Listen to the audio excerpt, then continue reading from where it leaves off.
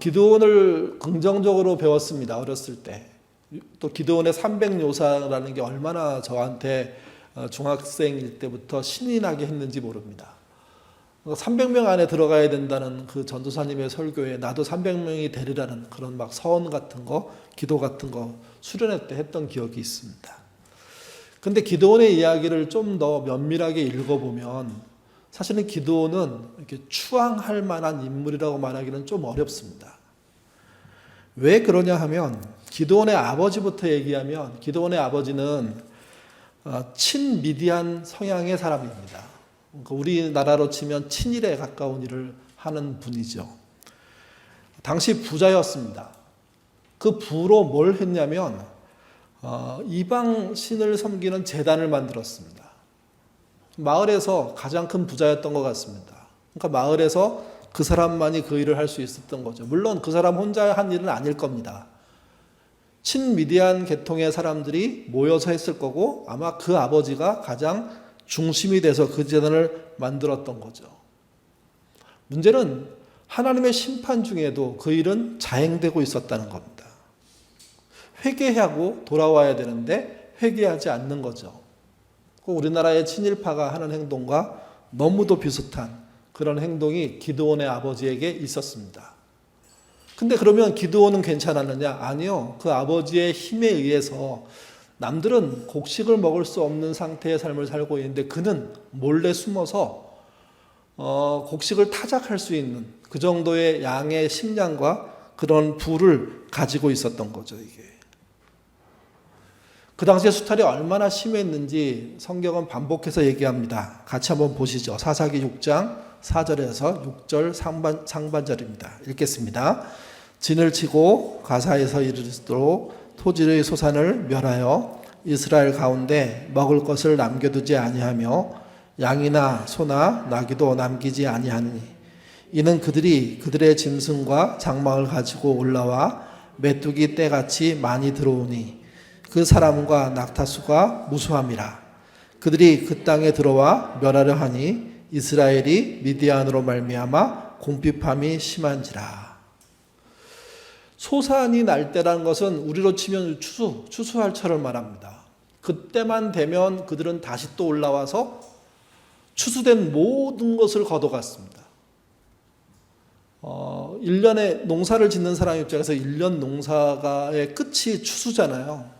그거 잘 걷어들여서 잘 말려서 이제 겨울을 날 수 있는 저장을 할 수 있기만 되면 그래도 마음 든든하게 한 해를 마무리할 수 있게 되는데 근데 그런 미래를 7년 반복해서 뺏어가고 있는 겁니다. 그러니 이스라엘 사람들은 뭘 먹고 살았을까요? 여러분 7년 동안 반복해서 수탈이 이루어졌다는 이 내용만 봐도 심각한데 우리나라는 36년 동안 그랬습니다. 일제의 수탈이 얼마나 심했느냐 곳곳에 이야기가 있습니다. 우리나라 전국 방방곳곳에 어디 없는데 그런 얘기가 없는 데가 없습니다. 이제는 시간이 많이 지나서 많이 잊어버리죠.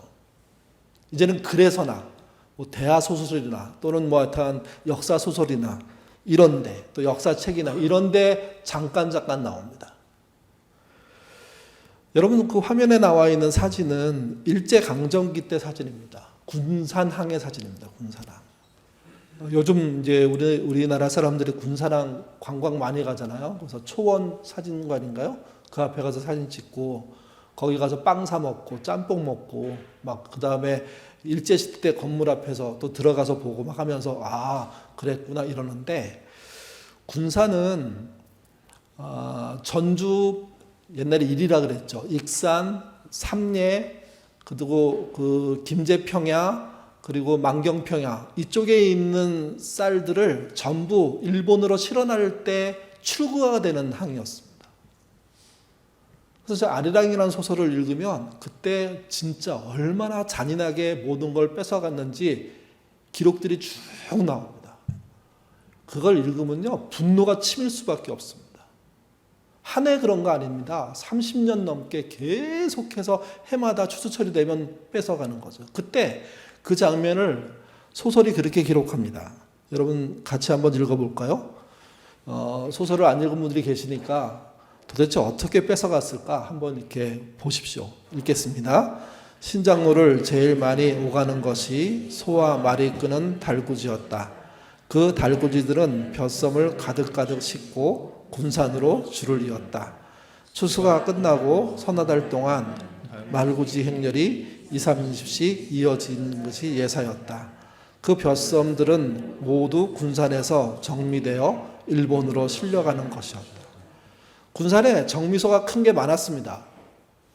그렇게 크지 않은 도시인데 정미소가 많았던 이유는 대한민국 전체로 따지면 40분의 1 정도 되는 쌀을 생산하는 곳이 그 앞에 있는 전주와 익산 그리고 삼례, 김제 그 평야들이거든요.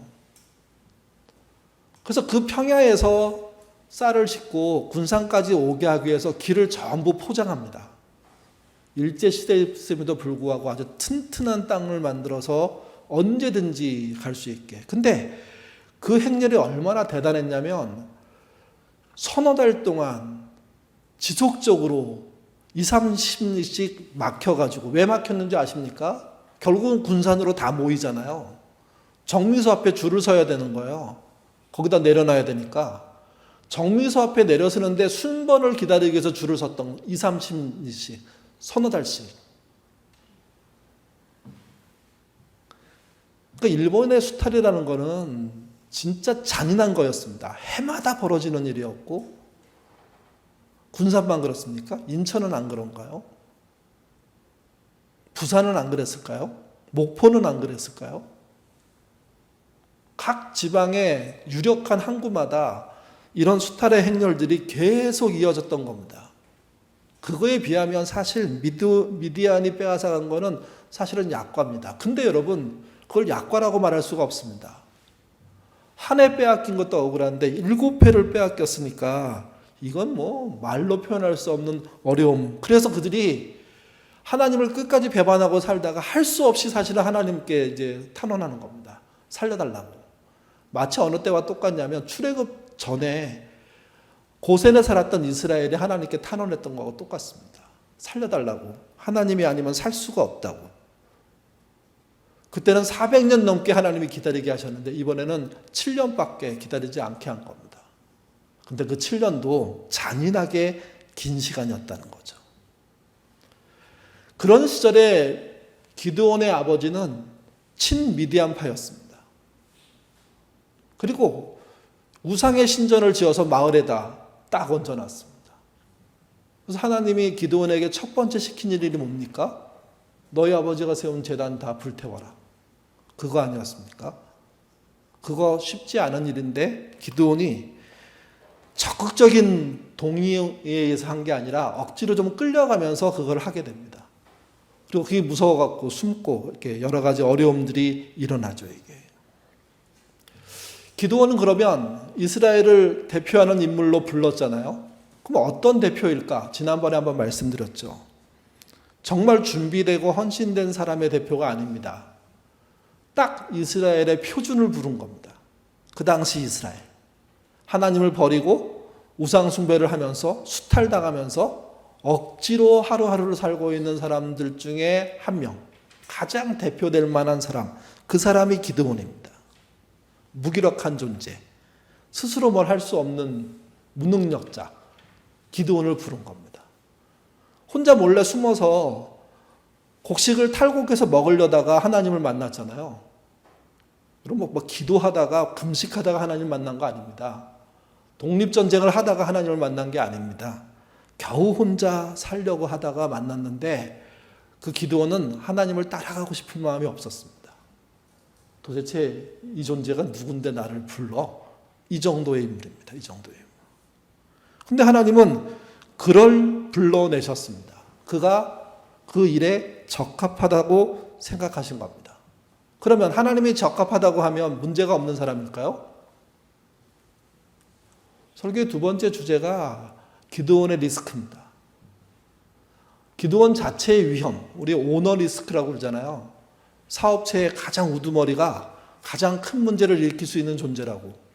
그 존재가 문제를 일으키면 그 사업 전체가, 그 회사 전체가, 그 직원 전체가 욕을 먹고 자기가 하지도 않은 일임에도 불구하고 누명을 쓰는 일들이 벌어지지 않습니까? 기드온 리스크 있었습니다.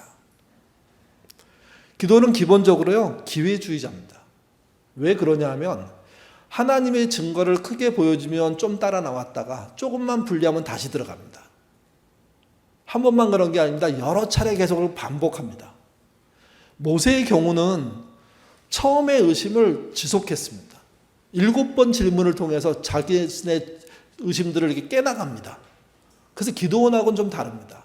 기드온은 확신이 생겼는데 문제가 생기면 다시 숨어버리고 또 다시 하나님이 또 설득해갖고 확신을 만들어주면 좀 나왔다가 뭘 좀 하다가 좀 수가 틀리면 또 들어가고 이런 일을 여러 차례 반복하는 사람입니다.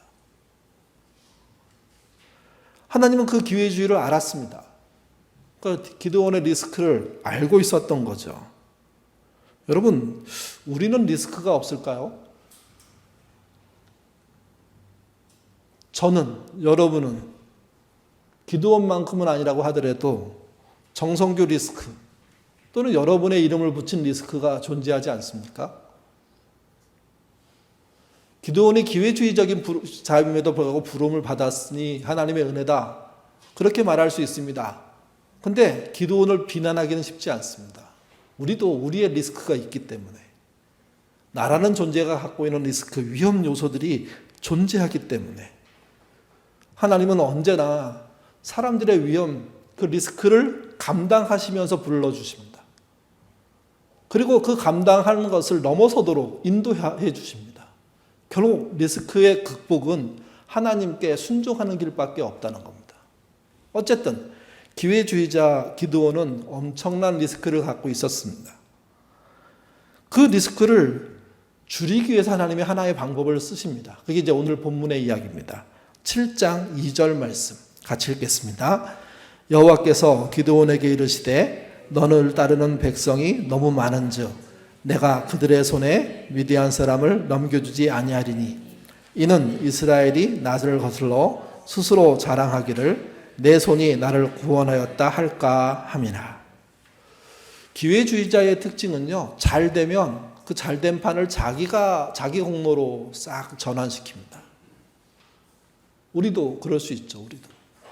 그래서 내가 갖고 있는 기회주의성이라는 것을 여러분 좀 주목해 보셔야 됩니다. 신기한 건 이겁니다. 다른 사람의 기회주의적인 모습은 잘 보입니다. 근데 나라는 존재의 기회주의적인 모습은요, 스스로가 잘 감추기 때문에 또 스스로의 이득이기 때문에 보이지 않습니다.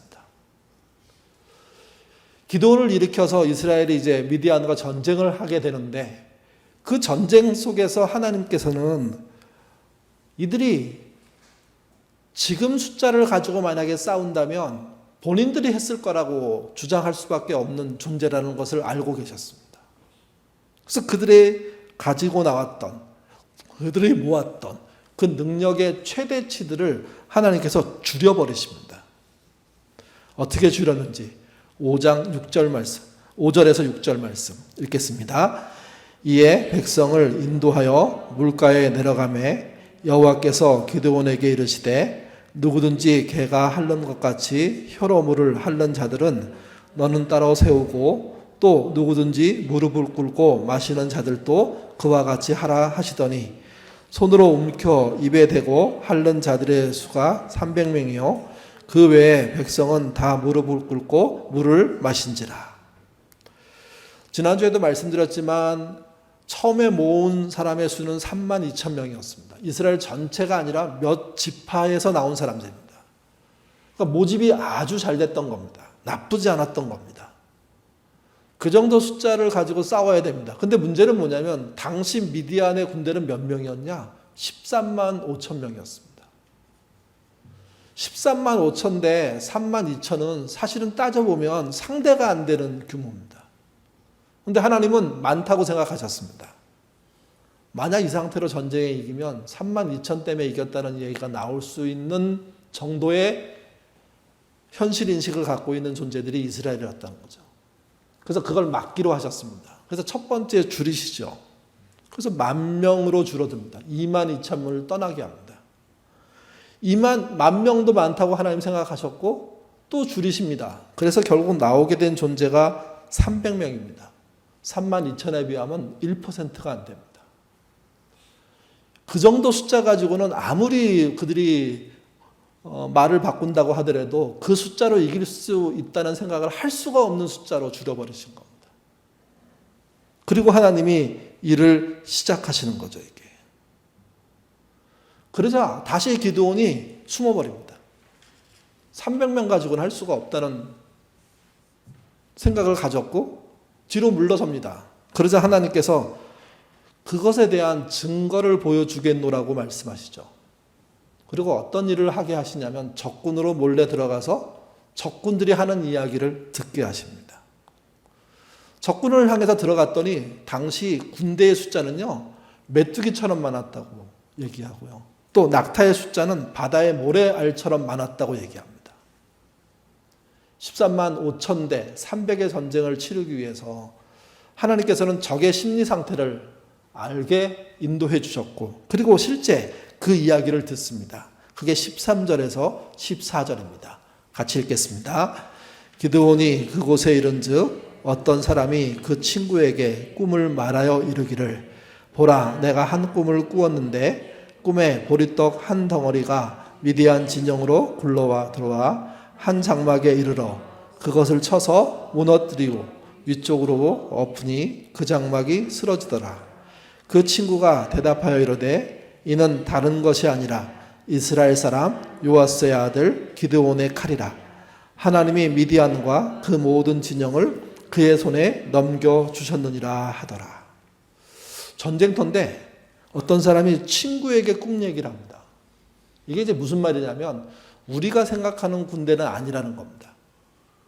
대한민국의 군대는요, 전국에서 모이게 돼 있죠. 그리고 그 사람들을 섞어가지고 적절한 그들의 능력에 따라 자대 배치라는 걸 합니다. 자대에 가보면 한 번도 만나보지 못한 유형의 사람들을 만납니다. 그런 사람들이 다양하게 모여 있는 겁니다. 그곳에 친구 만나면 대단히 신기한 일입니다. 저도 군대 생활할 때 저희 바로 옆 중대에 친구가 하나 있었는데 진짜 저희들 이렇게 거의 1,000명 이상 모여 있는 부대거든요. 근데 그 부대에 한 명 아는데 얼마나 큰 든든함이 생기든지. 그래서 가끔 쫄병 때 왔다 갔다 하면서 눈짓으로 잘 있어? 인사하면서도 괜히 희망이 생기고, PX에서 만나면 괜히 막 선심 쓰고, 근데 사실은 잘 모르는 친구예요. 얼굴만 알지. 그리고 서로 친해지고, 그리고 나중에 고참 돼가지고는 서로 또 만나서 이야기 나누고, 뭐 동네 이야기하고 학교 얘기하고 막 하면서 유난히 친해지고, 근데 제대하면 완전히 남남, 모르는 친구. 그런 친구 있었거든요. 여기 친구라는 것은요, 우리식의 군대 편제가 아니라는 겁니다. 무슨 말이냐면 미디안에서 군대를 착출할 때는 마을 사람 중에 나이 몇 살 이상, 몇 살 이하 다 모아서 나온 겁니다, 그냥. 그리고 그들을 한 부대씩 다 편성을 한 거예요. 그러니 바로 옆에 누가 있냐면 친구가, 가족이, 형제가, 이웃이 존재하는 군대 편성이라는 겁니다. 그래서 여기 표현이 친구에게 꿈을 말했다고 얘기해요. 만약 친구가 아니라 모르는 같은 부대원이면 이 말 하기가 쉽지가 않습니다. 근데 이 말을 할 수 있는 환경이었던 겁니다. 그래서 꿈을 꿨습니다. 이상한 꿈입니다. 그 꿈 얘기를 친구에게 하면서 서로 꿈을 풀이하고 있는 거죠, 이게. 여러분, 그렇다면 이렇게 질문해야 됩니다. 여기는 꿈을 통해서 하나님이 길을 보여주시잖아요. 근데 신기한 건 적군이 꾼 꿈에서 길이 나옵니다. 그렇다면 모든 꿈이 하나님이 주시는 건가 하는 질문을 던져야 됩니다. 사람이 꾸는 모든 꿈은 하나님이 주시는 걸까요? 그거 아니라면 믿는 자의 모든 꿈은 하나님이 주시는 걸까요? 여러분, 그렇지 않습니다. 하나님이 주셨다는 증거가 명확하게 있지 않는 한 하나님의 꿈이라고 말해서는 안 됩니다. 대부분의 꿈은 그 사람의 무의식에서 나오는 겁니다. 걱정을 오래도록 하고 있는 것이 옛날에 무의식 속에 주어졌던 걱정의 코드가 연결되면서 그게 어떤 그림과 같은 이야기로 자기에게 전달되는, 그게 꿈이죠. 그걸 하나님의 뜻이라고 우기면, 그래서 동쪽으로 갈지 서쪽으로 갈지 남쪽으로 갈지 늘 판단하는데 그런 걸 사용하면 그거 안 됩니다. 요즘 저희 어머니가 꿈꾸고 난 다음에 저한테 전화 안 하시는데 옛날에 많이 전화하셨어요. 너무 안 좋다. 조심해라. 제가 목사인데 제가 알아서 할게요. 아이고 쓸데없는 소리 한다. 엄마의 꿈이 그래도 우리 어머니는 권사님이십니다. 늘 그게 중요해요. 그리고 실제 가끔 비슷하게 맞아요. 어려운 일들이 저희한테 생기진 않지만 저희 주변에 누구한테 생기고 거봐라. 그래서 제가 그렇게 따지면 연결 못 시킬 사건이 어디 있습니까? 그렇게 얘기해도 소용없습니다. 하나님의 뜻이라고 얘기할 수 있는 건 지금처럼 명확할 때요. 하나님이 가서 들어봐라. 이 정도는 돼야 돼요. 이 정도는. 물론 그보다 좀 약하지만 의미심장한 암시를 주는 일들이 있을 수 있습니다. 그땐 개인적으로 조심하시고 신중하시고 개인적으로 노력하시고 애쓰십시오. 만약에 그게 더 부담된다면 여러분의 같은 지인들과 내가 이런 꿈을 꿨는데 마음이 너무 불안해. 왜 그러지? 그렇게 소통하심으로써 해소하셔야 됩니다. 하나님의 뜻을 걸고 이야기를 하기 시작하면 나쁜 버릇이 생깁니다. 이 본문에 하나님의 뜻이 드러난 꿈은 하나님이 주신 꿈이 맞고요. 그 꿈의 내용은 하나님이 주신 것 말고는 설명할 수가 없습니다. 그 정도는 돼야 됩니다. 그 정도는. 어쨌든 꿈으로 인해서 미디안이 망가질 것이라는 이야기죠. 내용은 이렇습니다. 보리빵 한 덩어리, 도대체 얼마나 큰지 모르겠지만 커봤자 한 요만하지 않을까요? 보리빵이? 한 덩어리가 미디안 진으로 굴러 들어옵니다. 멀리서는 작았지만 가까우니까 엄청나게 컸나 보죠. 그것이 장막을 세게 칩니다. 그때 장막이란 우리처럼 콘크리트 뭐 이런 게 아닙니다. 텐트를 말하는 거죠. 그럼에 텐트들이 몽땅 무너졌다는 이야기입니다. 보리빵은 뭘 말할까요? 이스라엘을 말합니다. 하나님을 말할 수도 있습니다. 하나님이 실제 이 꿈을 주셨으니까 하나님이 그렇게 하시는 거라고 할 수 있죠. 이스라엘을 통해서. 거기 이 이야기를 전달하는 그 친구가 이렇게 말을 합니다. 하나님이 미디안과 그 모든 진영을 그의 손에 넘겨주셨다. 하나님이 미디안과 그 모든 것을 누구에게? 기드온에게 넘겨줬다. 그 앞에 기드온의 칼이라는 이야기가 나오거든요. 그러니까 이 해석은 꿈은 하나님이 주신 꿈이지만 그걸 드러낸 것은 이방 사람입니다. 하나님과 기드온을 동일선상에 놓고 보고 있는 것이 이방인들의 사고방식이라는 거죠. 그들의 신과 그들의 지도자를. 그 이야기를 그대로 전했는데 기드온은 그것을 그대로 흡수합니다. 그리고 갑자기 힘을 받습니다. 300명을 준비시키고 300명을 징집시켜서 항아리하고 횃불하고 나팔 주고 전쟁을 시작하죠. 이게 17절 18절 말씀 결과 이제 전쟁 중에 어떻게 행동하라는 군호 짜는 이야기가 나오는데요. 같이 읽겠습니다. 그들에게 이르되 너희는 나만 보고 내가 하는 대로 하되 내가 그 진영 근처에 이르러서 내가 하는 대로 너희도 그리하여 나와 나를 따르는 자가 다 나팔을 불거든 너희도 모든 진영 주위에서 나팔을 불며 이르기를 여호와를 위하라 기드온을 위하라 하라 하니라. 17절 18절의 글을 가만히 읽으시면 기드온이 굉장히 이렇게 뭐라고 해야 되나요? 그 적극적으로 자긍심을 가지고 지금 덤벼들고 있는 걸 볼 수가 있습니다. 그리고 많이 나오는 단어가 뭐냐면 내가 이런 단어가 연속해서 나옵니다. 연속해서. 하나님 주신 확신이니까 하나님의 뜻이라 이렇게 합시다. 이렇게 합니다. 라는 얘기가 아니라 나를 따라와라. 내가 다 알고 있다. 내가 이렇게 할 거다. 너희는 이렇게 따라해라. 나만 봐라. 하는 식으로 모든 관점이 하나님이 아니라 기드온에게 집중됩니다. 두 번째는 여호와를 위하라는 말 플러스 기드온을 위하라는 말을 같이 사용합니다. 이거는 앞에 그 미디안의 병사가 여호와 플러스 기드온을 얘기했던 것과 똑같은 방식의 얘기를 얘기해주고 있는 겁니다. 근데 이게 군호입니다. 군호. 군인들에게 단결을 만들어내기 위해서 일정한 리듬의 말을 짜내는 거거든요. 그때 가장 필요한 것은 여호와를 위하라 이 한마디면 충분합니다. 근데 기드온은 기드온을 위하라 하는 말을 거기다가 집어넣습니다. 전성민 교수의 사사기 어떻게 읽을 것인가 하는 책에 보면 이 부분에 대해서 뭐라고 설명하냐면, 당시에 블레셋 사람들이나 미디안 사람들이나 아말렉 사람들이 사용했던 비문, 그러니까 비석이죠. 비석의 기록들에 보면 이런 말들이 많이 있었답니다. 바알을 위하라, 파디를 위하라. 파디는 거기 죽은 사람입니다. 또는 그들의 리더입니다. 그러니까 바알을 위하는 것과 동시에 그들의 리더를 위하는 것을 연결해서 사용했다고 그 시대의 사람들이 흔하게 썼다는 거죠. 이스라엘은 그게 없었습니다.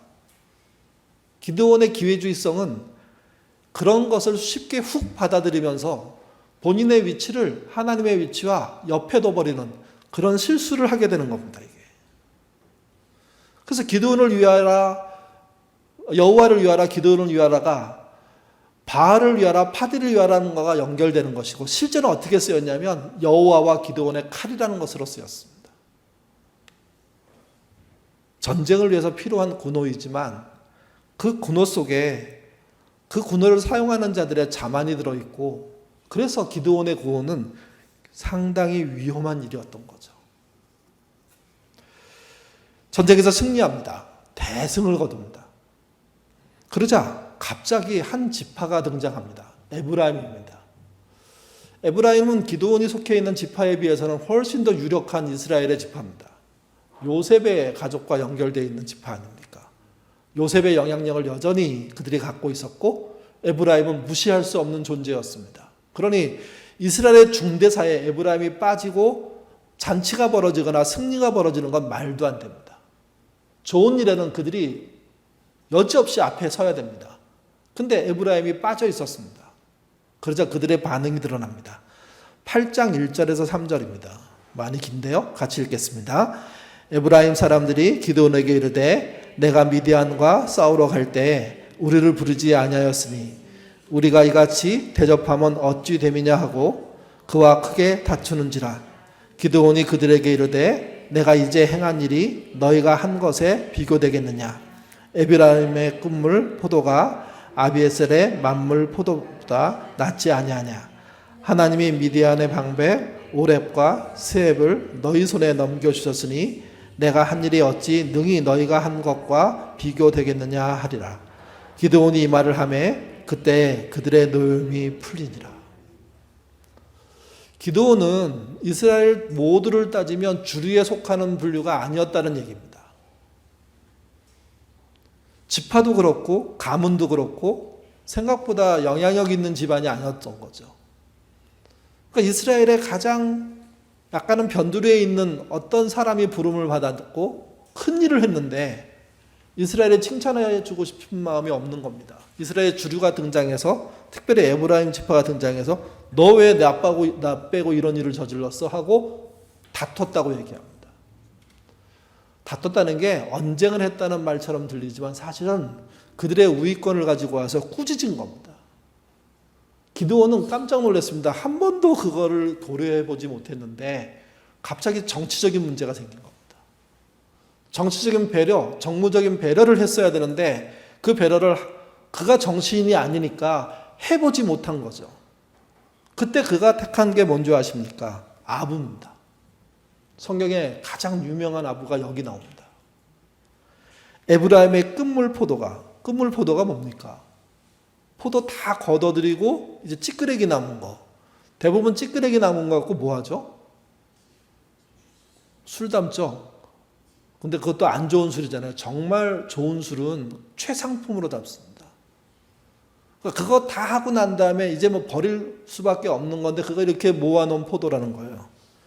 에브라임의 가장 안 좋은 포도가 아비에셀이 기드온이 속해 있는 가문의 이름입니다. 아비에셀의 만물 포도보다 낫잖아. 만물이라는 게 제일 좋은 질의 포도를 말하는 거거든요.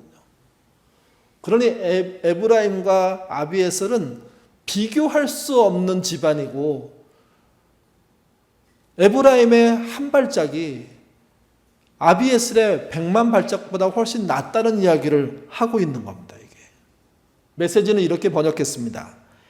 에브라임이 주워 모은 이삭이 아비에셀의 수확한 포도보다 낫지 않습니까? 이삭과 포도, 그것도 땅에서 떨어져 있는 거 주워서 모은 이삭과 포도, 가장 좋은 포도와 비교했을 때 가장 좋은 포도가 훨씬 낫죠. 그 아비에셀 기드온이 한 일은 진짜 세 발의 피라는 이야기를 하면서 아부를 떱니다. 그 말에 에브라임이 흡족해하죠. 그리고 갈등이 봉합됩니다. 지금까지 기드온은요, 정치하지 않았습니다. 근데 이 시점부터 기드온은 정치를 시작합니다. 그리고 비굴한 정치를 합니다. 정의와 공의의 정치가 아니라는 거죠. 정치라는 게 정사정자에다 다스릴 치자를 쓰잖아요. 이치에 맞는 다스림, 특별히 나라에 대해서 나라를 다스리는데 이치가 살아있는 다스림, 이게 정치입니다. 이치가 뭡니까? 성경의 단어로 생각하면 공평과 정의, 긍휼과 사랑입니다. 하나님이 주신 겁니다. 하나님이 세운 질서를 말하는 겁니다. 그 사람이라면 하나님이 주신 공평과 정의, 긍휼과 사랑으로 사는 것, 그렇게 되도록 만드는 게 정치입니다. 또 한 가지는 그 정치는 국민을 위한, 백성을 위한 것이어야 됩니다. 공평과 정의, 그리고 긍휼과 사랑으로 정치하면 하나님께 영광이 되거든요. 동시에 그 정치 안에 들어있는 백성들이, 국민들이 건강한 삶을 살 수가 있습니다.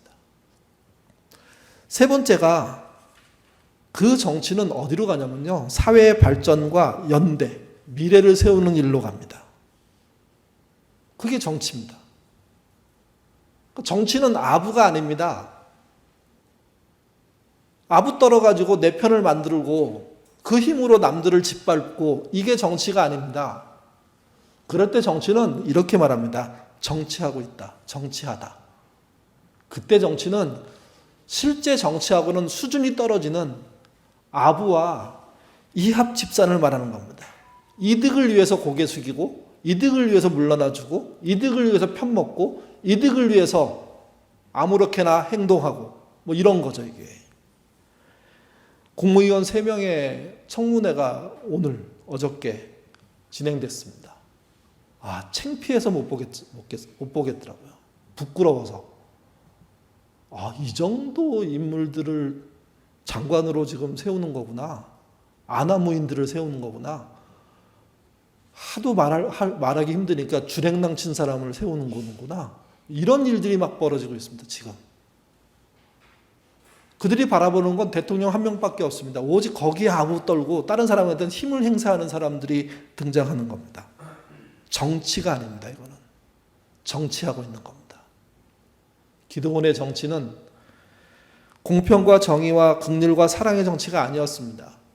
국민을 위한, 백성을 위한 정치가 아니었습니다. 사회의 발전과 미래의 연합, 미래의 먹거리를 위한 협력과 수고가 아니었습니다. 그야말로 가장 힘센 지파에게 아부떠는 정치를 하고요. 그리고 복수를 꿈꿉니다. 나중에 가서 더 큰 권력을 본인이 쥐죠. 어느 정도의 권력을 쥐는지 아십니까? 신의 자리까지 올라갑니다. 그래서 기드온을 좋게만 말씀드릴 수가 없는 겁니다. 우리 어렸을 때 너무 좋은 분이었는데, 대단한 용사였는데, 실제 이야기를 쭉 읽어보면 기드온 참 위험하다. 참 문제 많다. 진짜 나쁜 정치를 하는구나 하는 이야기를 할 수밖에 없다는 거죠. 기드온을 통해서 300명만 보지 마십시오. 그 300명으로 생긴 기드온을 위하여라는 그 잘못된 신앙의식, 하나님의 자리까지 넘보는, 그래서 금으로 에봇을 만드는 그런 자리까지 추락하는 그 사람을 보셔야 됩니다. 기회주적인 우리 스스로의 리스크 있습니다. 그런데 기드온처럼 그 리스크가 실제 위험이 되지 않도록 사셔야 됩니다. 그 리스크를 잘 만회하시고 회복하시고 그래서 여러분의 삶 속에 드러나지 않도록, 사용되지 않도록 조절해 가시는 것이 신앙입니다. 그럴 때 하나님은 우리들을 잘했다고 칭찬하실 겁니다. 기도원처럼 정치하지 않는 우리가 되기를 주님의 이름으로 부탁드립니다. 기도하겠습니다. 우리는 사실 정치하는 일을 그렇게 선호하지 않습니다. 근데 인간사는 국가적인 단위에서 정치가 아니라고 하더라도 사람의 관계 속에 정치라는 게 실제 존재합니다. 그렇기 때문에 모든 신자는 신앙 안에서 정치인이라고 할 수 있습니다. 그 정치는 공평과 정의로워야 합니다. 긍휼과 사랑으로 채워져야 합니다. 나만을 위하는 것이 아니라 모두를 위한 행동이어야 합니다. 그리고 사회가 발전하고 세상을 위한 일이 되어야 됩니다. 기도원처럼 사익을 위해서 자기의 능력을 사용하는 존재는 아닌지 나를 돌아볼 수 있도록 하나님 인도하여 주옵소서. 기도원의 리스크에 대해서 이야기했습니다. 정성규의 리스크는 더 많지 않습니까? 나의 리스크라는 것이 실제 존재하지 않습니까? 나의 위험 요소가 이 땅에, 교회에, 가정에 쓰이기 시작한다면, 발휘되기 시작한다면 그곳이 결국은 망가지는 현장이 될 것입니다. 그래서 내게 있는 리스크를 줄일 수 있는 신자로 살 수 있도록 하나님 인도하여 주옵소서. 나의 위험 요소 때문에 나의 가정이, 나의 일터가, 나의 교회가, 나의 나라가 나빠지지 않도록 하나님 인도하여 주옵소서. 그래서 우리의 리스크가 줄어들고 위험 요인들이 줄어들고 우리가 선한 주의 백성으로서 이 땅에 필요한 기여를 할 수 있는 사람으로 거듭나는 삶 살 수 있도록 하나님 인도하여 주시옵소서. 나라가 참 엉망입니다. 새롭게 세워지는 3명의 장관을 보면서 도대체 이거를 우리 후대에게 뭐라고 말할까 생각해 봤을 때 생각나는 말이 없었습니다. 그들 존재 자체가 위험 요소가 된 형국입니다. 국민을 두려워하지 않고 그들을 임명한 사람에게만 충성하는 그런 식의 구태의연한 정치가 우리에게 벌어지고 있습니다. 그런 나라로 후퇴하지 않도록 이 땅이 깨어있도록 하나님 믿는 자들을 흔들어 주시고 그래서 정말 정직한 정치인, 공평과 정의를 아는 정치인, 긍휼과 사랑을 아는 정치인들이 우리의 삶의 현장을 위해서 일하도록 인도하여 주옵소서. 그들을 비난하기가 어렵습니다. 왜냐하면 우리도 그들을 너무도 닮았기 때문입니다. 하나님은 기회주의자를 뽑아서 하나님의 일을 하셨습니다. 우리도 그 기회주의자 안에 들어가지 않습니까? 그 은혜 잊지 않게 하시고 문제 많은 정부의 관료들을 바라보면서 비난하는 것보다 기도할 줄 알도록 그리고 잘못한 것에 대해서 고치라고 말할 수 있는 그런 시민이 되도록 인도하여 주시옵소서. 나라가 정말 어렵습니다. 더 어려워진다고 합니다. 불황형 흑자가 나고 있는 나라입니다. 더 나빠지지 않도록 하나님 우리를 보호해 주시고 인도하여 주시옵소서. 감사하며 예수님 이름으로 기도드립니다. 아멘.